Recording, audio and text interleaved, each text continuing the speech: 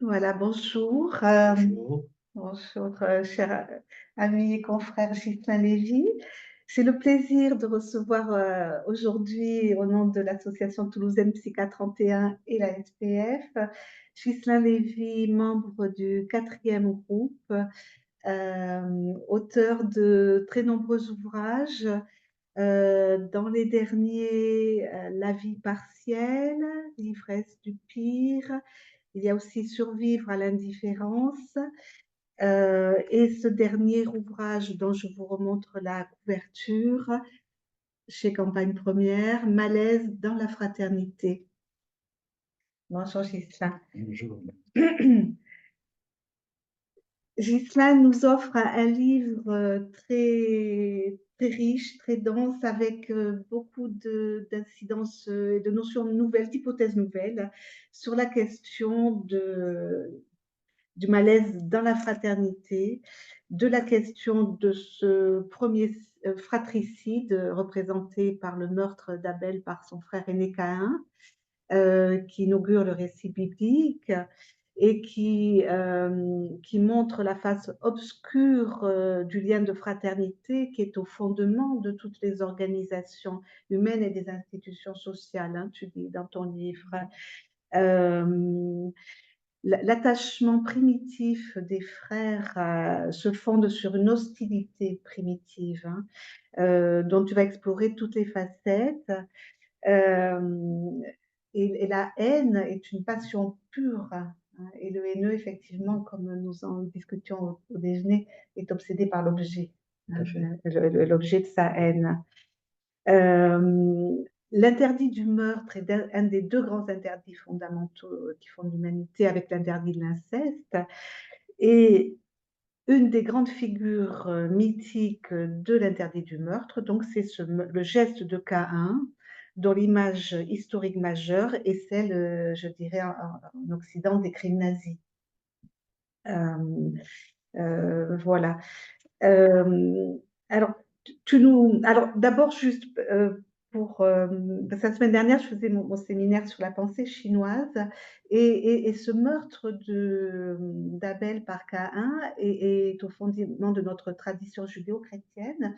Mais par exemple, en Asie, dans la pensée chinoise, les premiers mythes, c'est une légende de lutte entre deux dragons.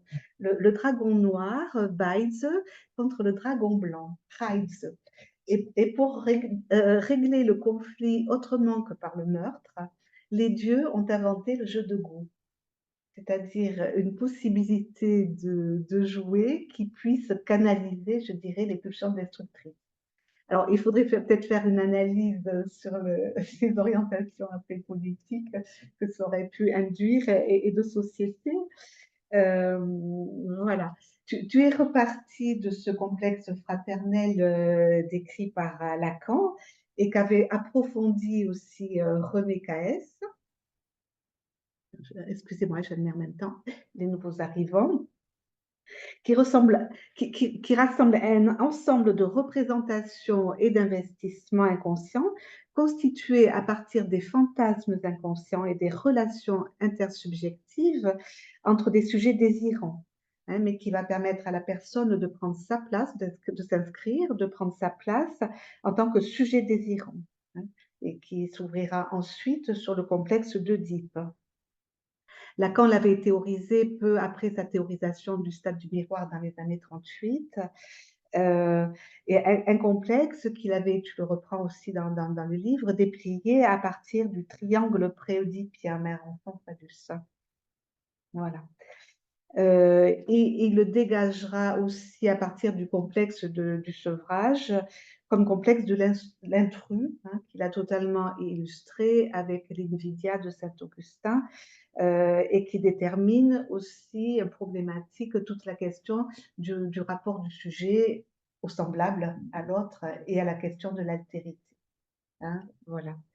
Tu poses une première hypothèse, juste en prologue, oui, tu nous invites à réfléchir sur le mode de fonctionnement de nos sociétés qui ne conduit qu'à produire des cas, hein, ces cas modernes hein, qui vont survivre alone, seuls tout seuls dans un monde déserté, par le biais du Léviathan techno-économique. Hein, tu vas nous le développer.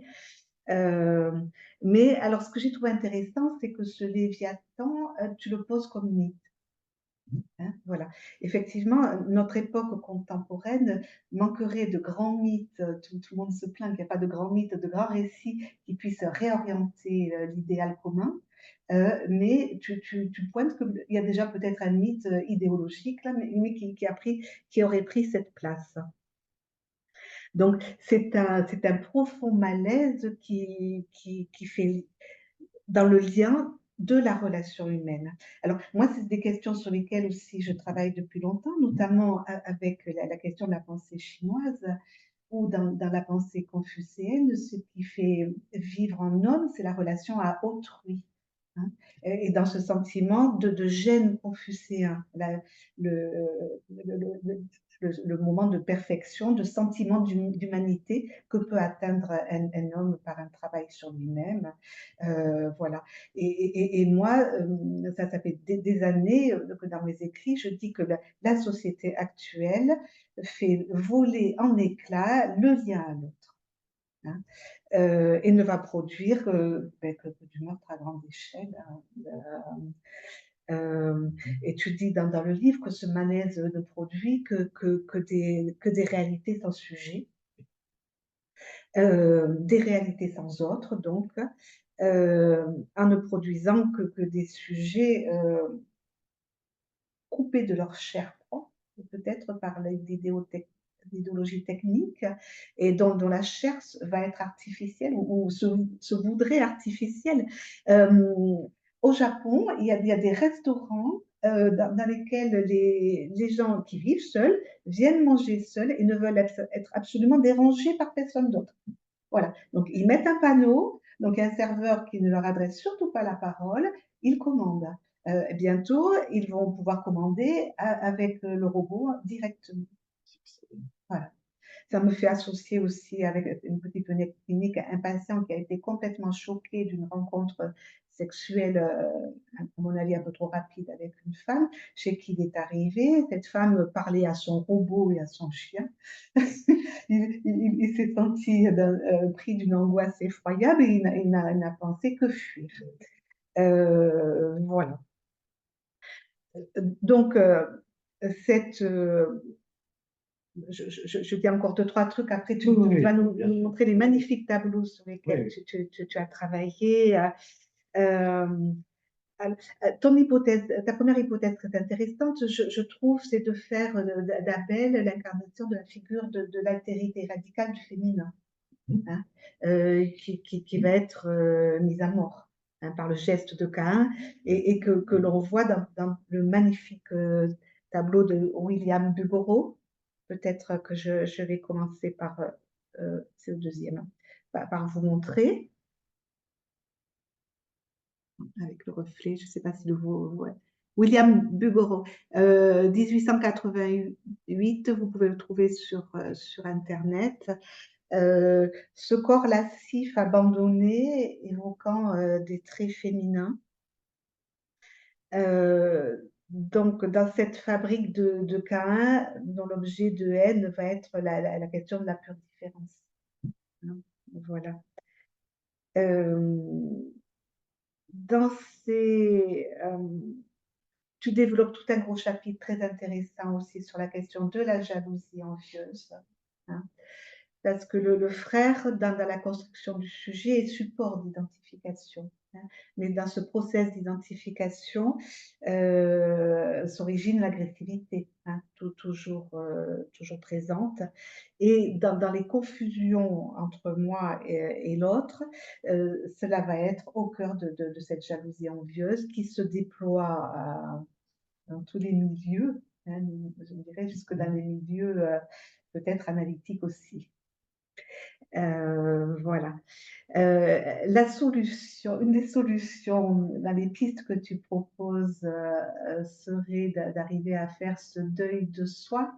Mais je dirais, alors pour nuancer, je dirais peut-être le deuil du soi narcissique ou du narcissique en soi, hein. C'est ça qu'il s'agissait. Voilà, parce que dans le malaise contemporain, moi, ayant beaucoup travaillé sur Hannah Arendt parlait déjà, hein, dans les années 30 et quelques, que le problème, c'était à défendre, c'était la question de la nature humaine de personne. Excusez-moi. Le problème à défendre aujourd'hui est bien la question de défendre la nature humaine. Et Hannah Arendt parlait de l'oubli de soi, hein, voire de la haine de soi.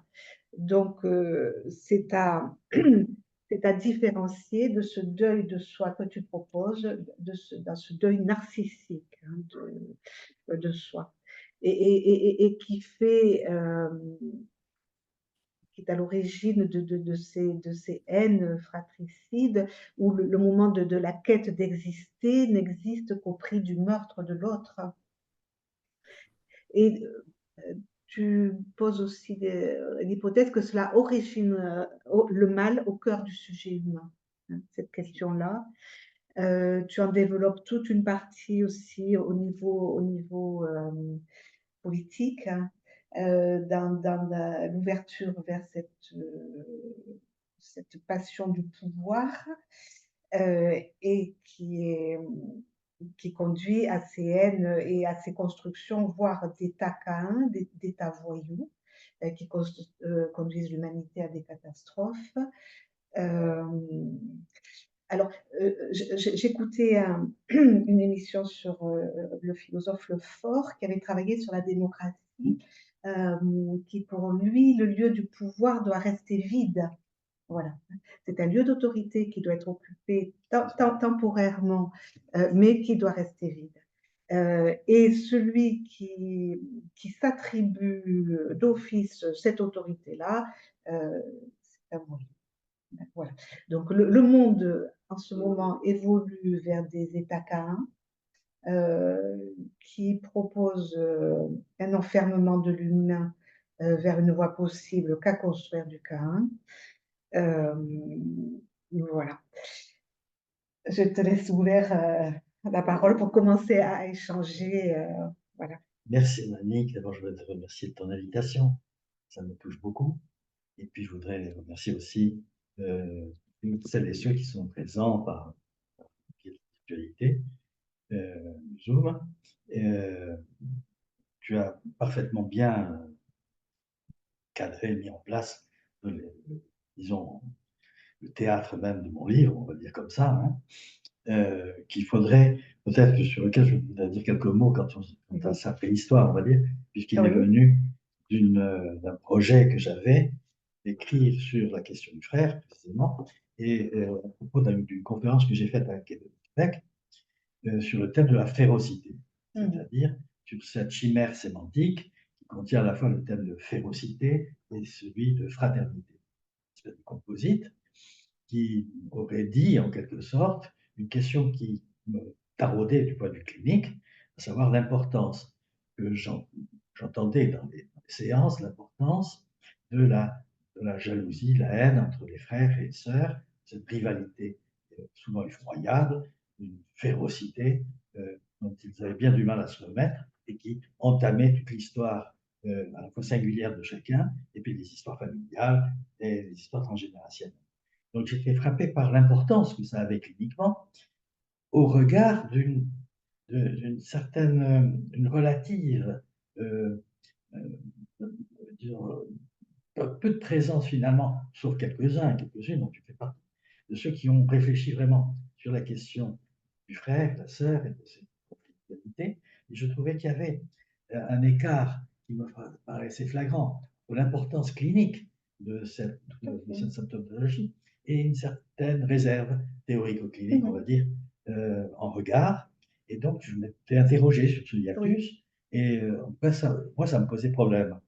Euh, donc, je me suis intéressé à cette question de la part sombre, au fond, et je me disais qu'il y avait bien peu de fraternité dans les relations entre frères et sœurs, et aussi bien dans les histoires singulières, familiales, que d'un point de vue collectif. Donc c'était ce peu de fraternité qui m'interrogeait et le fait que ça soulevait là des questions tout à fait importantes sur, question moi qui me semblait assez énigmatique, qui était la violence et la férocité de de ces relations. Initialement d'ailleurs mon livre, il ne devait pas s'appeler tel qu'il s'intitule, il devait s'appeler «L'âge des Caïns». Ah! Et il a été modifié pour plusieurs raisons. En tout cas, ce titre de Oui, l'âge des Caïns, intéressant aussi, oui, oui, oui. avait un double avantage. Avait un avantage qui était de mettre en valeur à la fois la dimension du mythe originaire dont je vais parler à l'instant, donc la question de la violence de ce mythe originaire, et d'autre part, euh, ce qu'il en était aujourd'hui, de la multiplication des fratricides d'une manière ou d'une autre, et qui faisait qu'il y avait comme une relation très à interroger, et qui est encore à interroger, entre la violence d'un mythe originaire et la façon dont il est actif et performatif dans l'actuel. Et c'était le rapport entre comment un mythe féroce, au fond, puisque le texte biblique inscrit quand même à son origine l'homicide, cette figure de l'homicide et et cette question de la haine meurtrière entre frères. Elle introduit donc ce premier fratricide du texte biblique et que ce mythe originaire, euh, on pourrait dire de sa manière, non refoulé, échappant aux effets de refoulement, s'activer, se réactualiser gravement dans des moments de crise collective et se trouver agi à l'intérieur même de la collectivité et de l'actuel. Donc c'était quel était le rapport entre l'échec d'un refoulement originaire du mythe primitif, premier mythe, et d'autre part l'effondrement des défenses symboliques, on va dire collectives, qui faisait que le mythe lui-même se trouvait agi dans la scène actuelle. Donc ça, c'est moi, il me semble une question très importante qui fait que, alors que même, comme tu me l'as rappelé, justement, nous souffrons d'une insuffisance de nos références aux idéaux et Collectif, oui. collectifs et aux mythes, Oui. il y a là des mythes, il y a certaines figures de mythes originaires qui fonctionnent dans l'échec de leur refoulement, sur un mode extrêmement actif et féroce, des mythes féroces qui agissent de façon féroce sur la férocité actuelle. D'accord.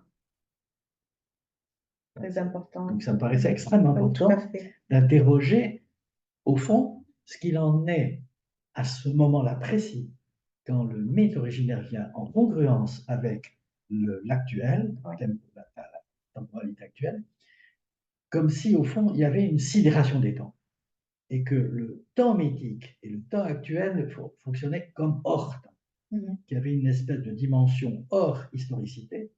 Il n'y a plus de dimension d'historicité qui vient dérouler le temps, et que le temps était brusquement collabé, collapsus du temps, dans ce temps mythique qui est hors temps et qui vient imprégner l'actuel. Nous sommes dans un hors temps aujourd'hui, qui est un temps mythique.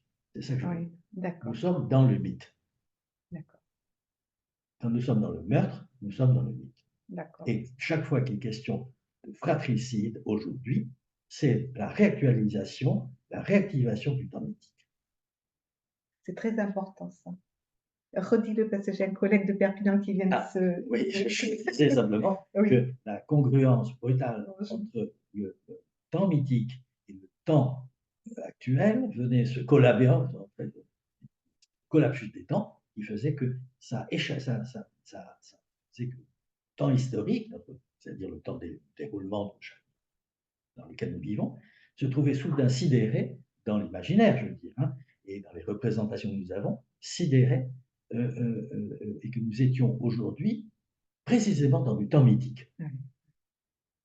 Donc,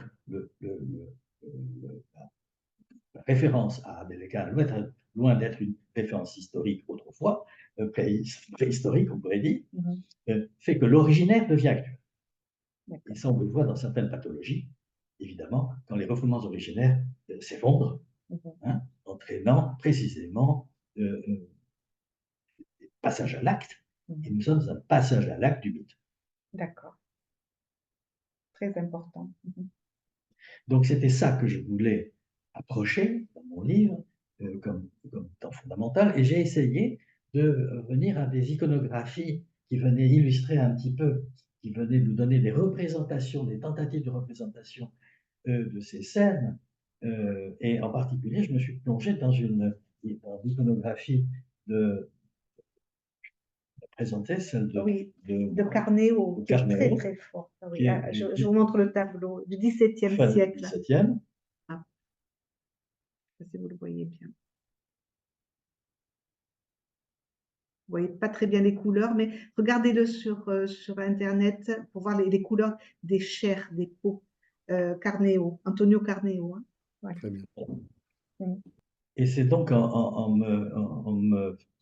m'intéressant un peu à comment l'imaginaire avait pu peu à peu transmettre quelque chose de cette scène originaire et tenter d'en donner une représentation possible, puisqu'on est quand même dans quelque chose du côté de l'énigmatique. Hein. Évidemment, qu'est-ce qui fait qu'un frère aîné vient briser la tête de son frère cadet à coups de pierre? C'est quand même ça la scène originaire sur laquelle notre culture se fonde. Donc, qu'est-ce qu'il en est de cette scène à la fois fascinante, hypnotique, et exerçant sur nous un effet d'hypnose et de fascination, de par sa violence elle-même, et qui vient se rejouer, comme je l'ai dit, continuellement, de façon incessante. Donc, cette scène, j'ai voulu essayer de réfléchir sur la représentation que ça avait. Je ne sais pas si on peut Oui, la je présenter. remonte où la tienne, oui. C'est intéressant parce qu'il y en a un, la haine n'a pas de visage. Voilà. Hein, Attends, oui, oui, je te laisse. développer, Oui. si tu veux bien. Donc, j'ai réfléchi sur cette scène qui mettait en valeur la frontalité du corps, de ces deux corps, le corps d'Abel, qui est le seul qui a un visage, hein, le visage de celui qui est terrorisé, qui va mourir, hein, et le dos massif de Caïn, on ne voit pas son visage, et qui vient faire un mur, en quelque sorte, devant son frère. Ce dos, je l'ai appelé un anti-visage, vraiment le contraire même du visage, il est ce qui ne se laisse pas dévisager. Hein. Et c'est donc cet affrontement d'un dos et d'un visage constitue comme un espèce de couple étrange. De dualité, oui, oui. C'est ça, un couple étrange. Et la question que je me posais, c'était au fond, qu'est-ce que Caïn voyait dans le visage de son frère? La question que je m'étais posée, qu'est-ce que Caïn regarde dans le visage de son frère? Alors, bien sûr, plusieurs hypothèses m'étaient venues. Et je me demandais si, au fond, mais ça, quand je parle d'Abel et Caïn, vous avez compris, je parle de toutes les relations de frères et fraternelles. Hein. Je veux dire que toutes les relations de frères là se démultiplient à partir de ce que je dis sur le couple originaire. De fratricide, oui. Voilà. Ou de vœux fratricides. Oui, oui, oui.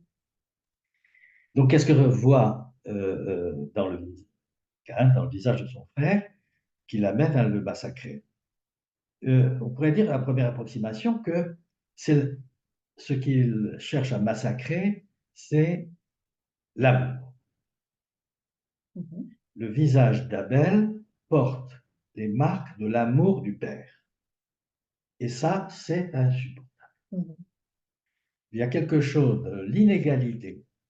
Et l'inégalité est un thème tellement actuel aujourd'hui qu'il vient faire l'affrontement de tous les frères dans tous les conflits que nous connaissons aujourd'hui. Le terme que c'est pas égal, il y a une injustice.